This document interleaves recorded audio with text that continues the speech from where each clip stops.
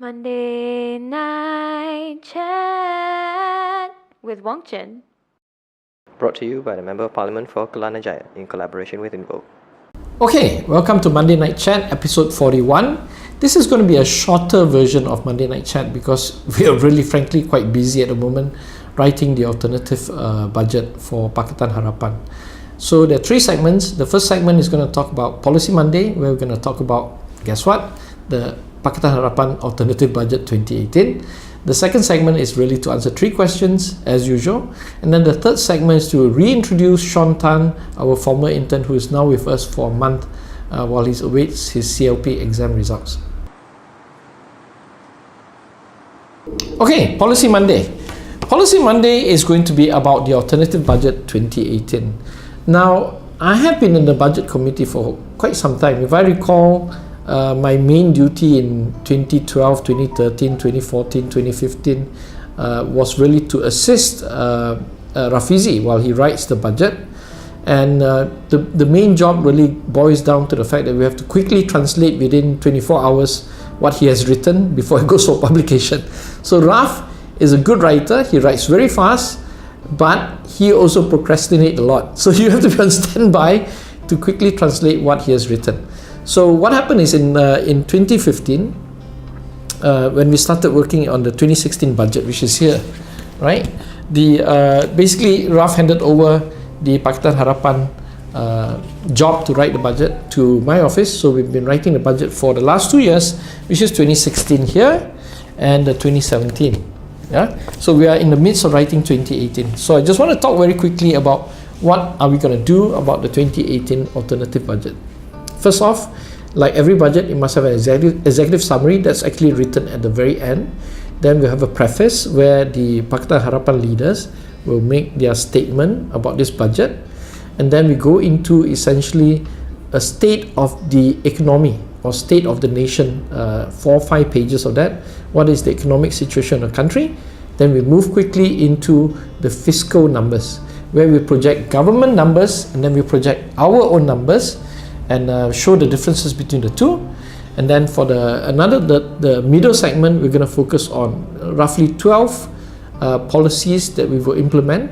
And the 12 policies are to do with fiscal policies, monetary policies, and then lastly economic policies.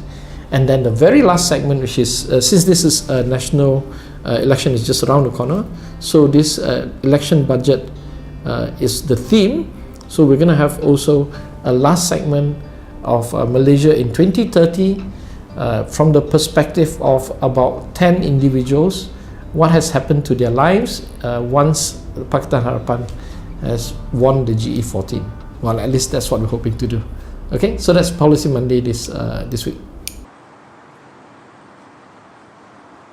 Okay, Q&A this week. We've got 3 questions. The first one is on when is the elections likely to be? Now, we raised this question because the Star had the big front page cover that Najib is ready for elections, right? And then we had that so-called big announcement which turned out to be nothing much. So there is general interest now on when the elections could be. My bet is still that March 2018 next year. Yeah. Of course, the government can do an election during the rainy season. So there is a lot of talk that Najib is highly superstitious, that his favorite number is number 11. So it could be in November. So we could see a scenario where the government announces the budget on the 27th of October in Parliament and then immediately dissolve Parliament and have the election in mid-November. Either way, we're prepared for it, I think.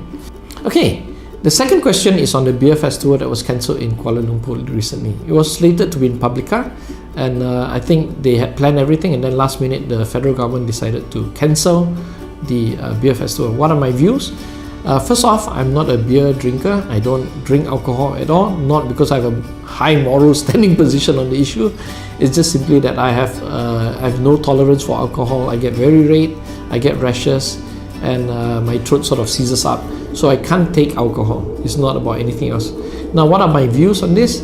I think the festival should have been allowed to continue because cancelling it sends a wrong message. Yeah. I know people don't like, some people are highly opposed to alcohol, right? But there are laws that allow alcohol to be consumed, and there are also steps that the organizers can arrange at the front desk to make sure that no Muslims join the festival, and that after the festival is over, you could deploy more police to ensure there are no drunk drivers. Yeah, I don't see how this should have been played out in such a big political spectrum. I know the election is coming. I know all sides want to pretend or at least appear to be holier than thou, right? But I warn against everybody who wants to politicize this matter, because it will send the wrong image to both the society at large, and also investors, and also international reputation. It's just not worth to do so. Okay. Lastly, the question about Muhammad Taib joining UMNO back. Of course, we're all very disappointed. I'm from PKR, but I remember this. During the 2013 election, Muhammad Taib did come to Kelana Jaya and did endorse me and campaign for me. So back then, when we accepted him with open arms, despite his colourful history in the past with UMNO, I think it is a bit hypocritical now for us to attack him when he leaves the party. We would have preferred if he had left the party and joined an NGO or retired from politics.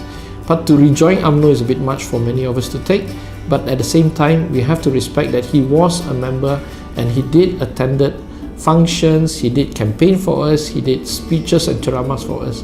So to that, I want to wish Muhammad Taib the best of luck, and you have to answer to the public on the issue.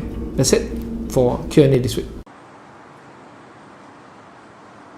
Hi, I'm Sean, previously intern here for a few months. Now I'm back again for one more month, helping YB Wong Chen draft the budget, the alternative budget that the opposition will be putting forward.